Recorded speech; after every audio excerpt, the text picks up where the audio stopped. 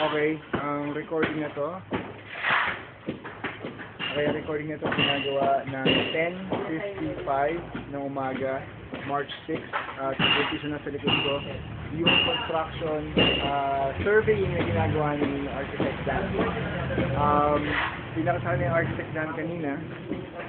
Yung unang-unang pinato ni Architect Dan ay itong mga walls dito. Tinitibag yan. Ito yung firewall.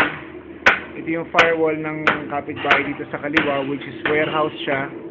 At nasukat na yung Architect Dan. At may mga, itong line na to, nakita itong line na to. Yan, yung line na yan.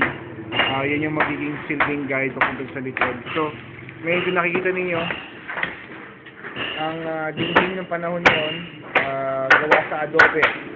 Hindi kamukha noon na gawa sa hollow block. So, itong adobe na yan, tinitibag ngayon, at tatanggalin at gagawa ng panibagong firewall.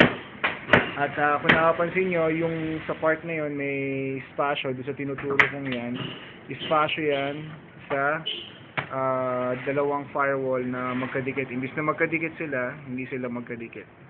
So, ngayon titibagin yan, at siguro para makita na rin kung ano nakikita, paano pagkakagawa sa lugar ito. Okay? Sige. So, ito sa pangalawang concern. Yung gate.